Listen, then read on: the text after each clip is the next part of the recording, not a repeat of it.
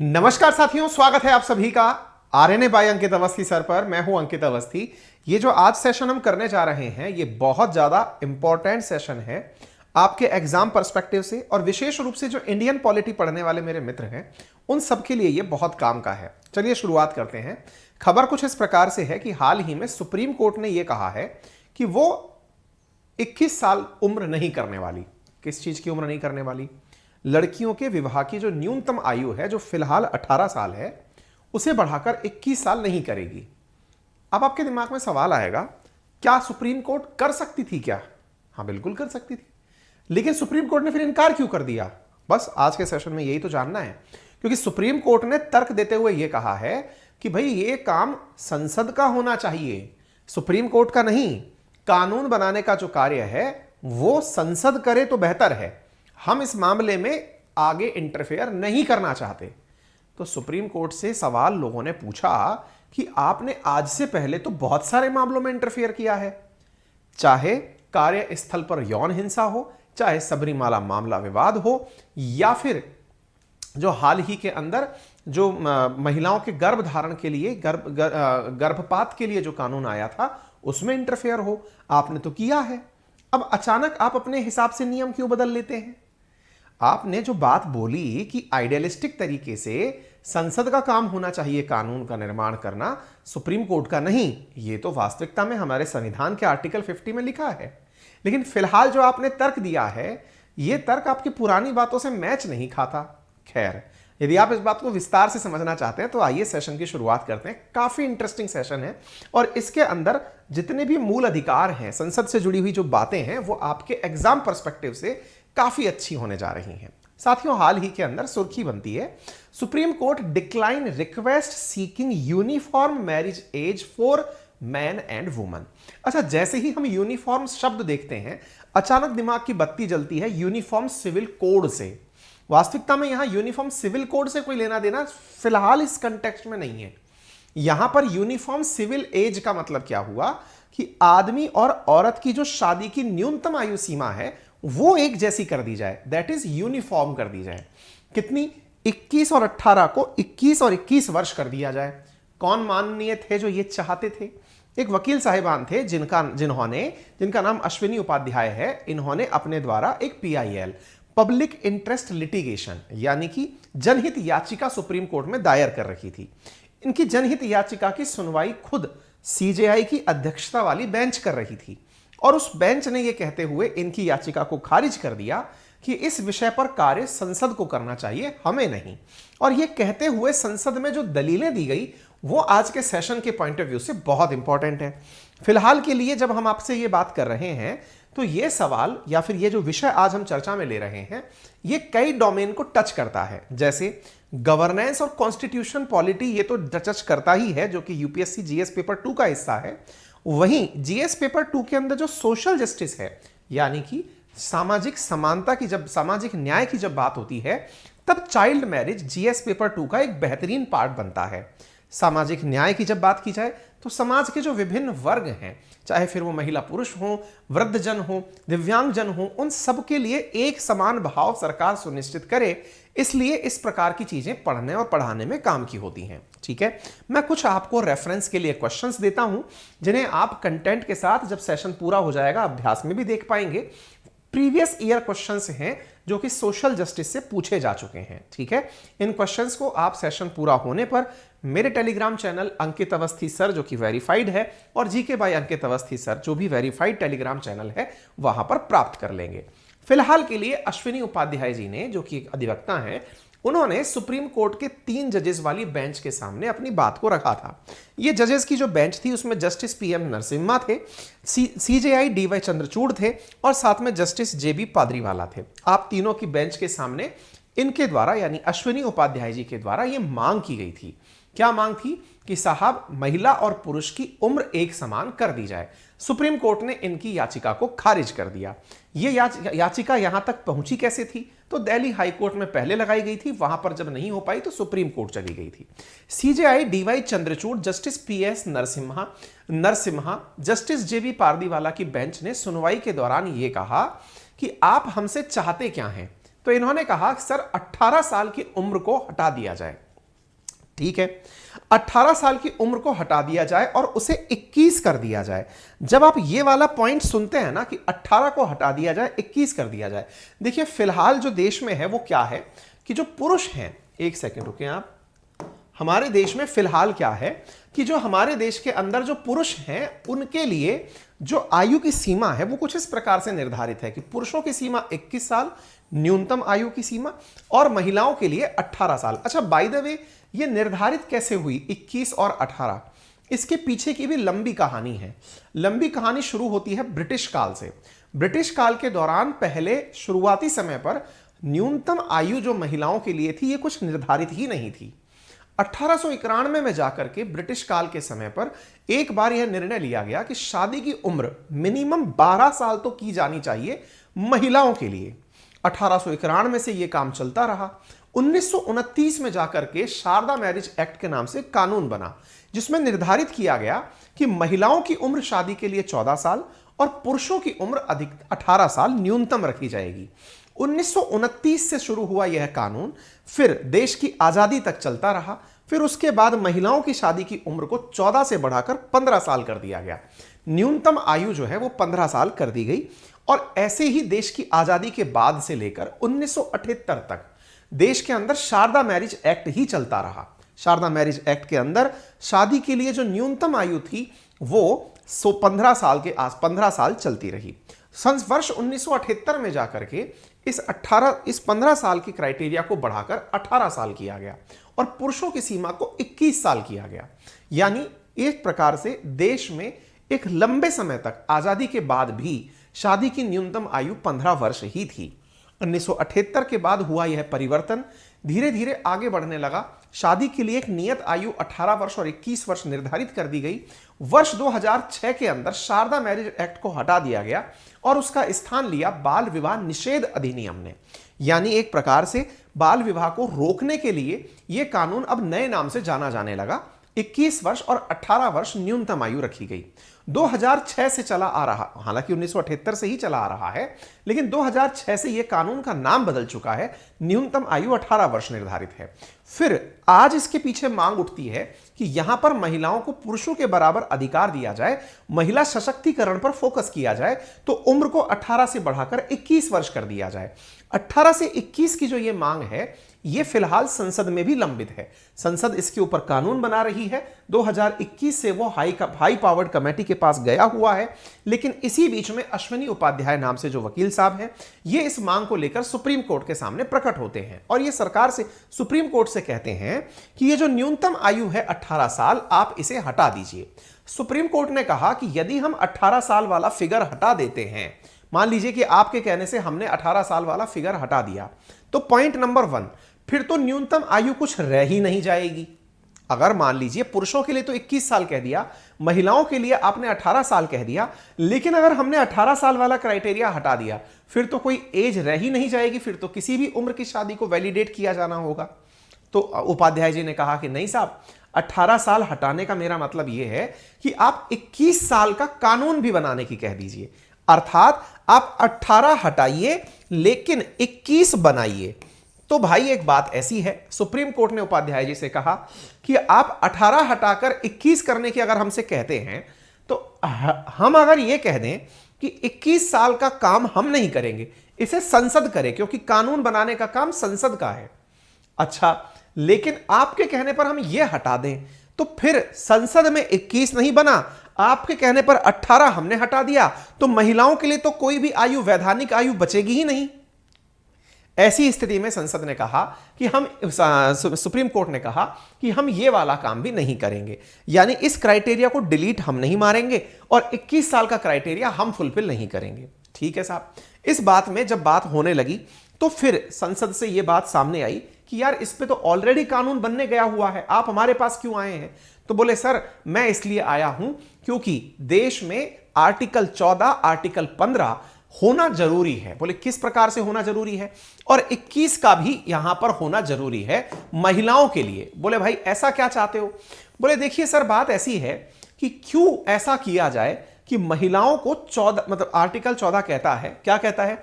Equality before law. तो ऐसी स्थिति में महिलाओं के लिए जो शादी की न्यूनतम आयु है वो 18 साल क्यों हो, 21 क्यों ना हो, उन्हें जेंडर के आधार पर सेपरेट क्यों किया जाए। इधर देखिए, ground on religion, race, caste, sex, आप सेक्स के आधार पर उन्हें सेपरेट क्यों ट्रीट कर रहे हैं। आर्टिकल 15 का आप उल्लंघन करवा रहे हैं। और आर्टिकल 14 जब कहता है कि हमारे देश के अंदर हर व्यक्ति समान है, तो समानता में महिलाओं को 18 साल की न्यूनतम आयु के साथ में बराबरी का हक कैसे मिल सकता है। तो सुप्रीम कोर्ट में इस मसले पर बहस हो रही थी। आर्टिकल 21 जो कि जीने के अधिकार की बात करता है, तो बोले आप एक प्रकार से महिलाओं को बराबरी चाहते ही नहीं है, तो आप इसको देना अगर चाहते हैं तो इन कानूनों को या इन मूल अधिकारों को ध्यान में रखते हुए सुप्रीम कोर्ट से गुजारिश है कि महिलाओं को सशक्त किया जाए और 21 साल तक ले जाया जाए। सीजेआई ने कहा कि भैया देखो, 18 साल की अगर हमने उम्र हटा दी तो 5 साल की बच्ची की शादी भी फिर वैध हो जाएगी, क्योंकि हटाने का काम अगर हम करना चाहें, क्योंकि हमसे यह कहा जाता है आर्टिकल 13 के तहत जुडिशियल रिव्यू के दायरे में रखते हुए कि कुछ अगर गलत है तो उसे हटा दो। तो अगर आपकी बात हम मान लें कि 18 वाला क्राइटेरिया हटा दें तो भाई हटाते ही तो 5 साल की शादी भी वैध हो जाएगी। तो ऐसी स्थिति में यह कानून बन जाए वो ज्यादा जरूरी है, और बनाने का काम सुप्रीम कोर्ट करे, ऐसा यहां पर जज ने कहा। आपको अब मैं थोड़ा सा सरकार की तरफ लेकर चलता हूं। देखिए साथियों, आज से लगभग 1 साल पहले जब यह कानून सबसे पहले संसद में पहुंचा था, तब भी मैंने आप लोगों को यह सेशन कराया था। हमारा जो वो पुराना चैनल था जिस पर हम काम किया करते थे, उस पर मैंने यह सेशन करवाया था कि लड़कियों की शादी की उम्र अब 18 की जगह 21 साल होगी। यह क्यों कराया था? क्योंकि असल मायने में केंद्र सरकार के द्वारा इस विषय को ध्यान में रखते हुए एक प्रयास किया गया था। क्या प्रयास किया गया था? भारत के अंदर एक बिल इंट्रोड्यूस किया गया था लोकसभा में। कब इंट्रोड्यूस किया गया था? वर्ष 2021 में लोकसभा के अंदर एक बिल इंट्रोड्यूस करते हुए कहा गया था कि महिलाओं और पुरुषों की जो उम्र है शादी की, वो यूनिफॉर्म होनी चाहिए। यह बिल लोकसभा के अंदर पारित किया गया था, लाया गया था स्मृति ईरानी जी के द्वारा। लेकिन यह बिल उसके बाद से हाई पावर्ड कमेटी के पास में है, और यह कमेटी तब से इस बिल पर विचार ही कर रही है। यानी लोकसभा में भी ऑलरेडी यह मुद्दा विचाराधीन है। ठीक है, तो यहां तक उम्मीद है आप लोगों को बात समझ में आ जाए। अब दूसरी बात यहां पर निकलती है, एक चीज तो अब तक क्लियर हो जानी चाहिए, संसद का स्टैंड क्या है। संसद में बिल ऑलरेडी प्रस्तावित है, कमेटी के पास गया हुआ है, संसद खुद चाहती है कि यह कानून बने, महिला और पुरुषों की शादी की उम्र एक समान हो। सुप्रीम कोर्ट ने जो कहा वो आप लोगों के लिए 2-4 बहुत इंटरेस्टिंग पॉइंट दे गया। इवन एक इतना अच्छा पॉइंट दे गया जो वर्ष 2015 के अंदर यूपीएससी प्रीलिम्स में सवाल पूछा गया था कि देश के अंदर संविधान की संरक्षक यानी कस्टोडियन कौन है। हालांकि उस समय प्रीलिम्स में 4 ऑप्शंस दिए गए थे, the president of India, the prime minister of India, the Lok Sabha secretariat और सुप्रीम कोर्ट ऑफ इंडिया। इन 4 ऑप्शंस में तो सुप्रीम कोर्ट ऑफ इंडिया सही जवाब था, लेकिन आज सुप्रीम कोर्ट ने जो आंसर दिया है वो आंसर भविष्य में अगर पेपर में पूछ लिया जाए तो आपके दोनों आंसर करेक्ट होंगे। दूसरा कौन सा आंसर होगा? पार्लियामेंट को भी आज सुप्रीम कोर्ट ने संविधान का संरक्षक बताया है। डीवाई चंद्रचूड़ सीजेआई की अध्यक्षता वाली इस बेंच ने हाल ही में कहा है कि संसद भी संरक्षक है। तो आप में से जो विद्यार्थी यूपीएससी की प्रिपरेशन कर रहे हैं वो ध्यान रखें कि 2015 यूपीएससी प्रीलिम्स के हुए आंसर में सुप्रीम कोर्ट ऑफ इंडिया को संरक्षक माना गया था। हालांकि बाकी 3 पॉइंट्स में यह चीज पूछी नहीं गई थी, इसलिए सुप्रीम कोर्ट आंसर सही था। लेकिन आज सुप्रीम कोर्ट ने खुद क्या कहा है कि संसद भी संविधान की संरक्षक है। यानी इन्होंने कहा कि हम इकलौते एकमात्र कस्टोडियन नहीं हैं संविधान के। आप में से कुछ लोगों को यह सवाल दिमाग में अटक सकता है, इससे कस्टोडियन क्या होता है? कस्टोडियन का मतलब हुआ कि अगर संविधान में कुछ भी गलत होगा तो उसकी हिफाजत करने के लिए हम आगे निकल कर आएंगे। That kind of nature is non age custodian. Supreme Court आज तक यह काम जुडिशियल एक्टिविज्म आर्टिकल 13 के तहत करती आई है। हालांकि वो जुडिशियल रिव्यू कहती है, हम लोग उसे एक्टिविज्म कह देते हैं जब ज्यादा इंटरफेयर होता है। लेकिन ऐसी स्थिति में आर्टिकल 32 और आर्टिकल 13 का उपयोग करते हुए सुप्रीम कोर्ट ने कई बार संसद द्वारा बनाए गए कानूनों को हटाया है, अमान्य किया है, उन्हें साइड लाइन कर दिया है कि नहीं भाई ये मान्य नहीं होगा। लेकिन अब यहां पर यह बात जब निकल कर आती है कि जो संसद कानून बनाती है वो खुद भी संसद की संविधान की संरक्षक है, यह सुप्रीम कोर्ट की बात अब आने वाले समय में बार बार कोट की जाएगी। आज के सेशन में यह बहुत इंपॉर्टेंट लाइन निकल कर आई है। ठीक है, चलिए थोड़ा आगे बढ़ते हैं। सीजेआई ने कहा हम अकेले संविधान के संरक्षक नहीं है, संसद का रुख करें और वो भी संविधान की संरक्षक हैं। ठीक है साहब। अब उपाध्याय ने यह कहा कि साहब मैं इस मुद्दे को लेकर के क्या लॉ कमीशन के पास जा सकता हूं? बोले आपको किसी ने जाने से रोका है क्या? चले जाइए, हमसे इजाजत लेके क्यों जाना चाहते हैं? तो फिर खुद अमृत जो उपाध्याय साहब थे जो केस लेकर गए थे, इन्होंने कहा कि सर मुझे अगली कोई तारीख दे दीजिए, आज मैं पूरी तरह प्रिपेयर होकर नहीं पहुंच पाया हूं।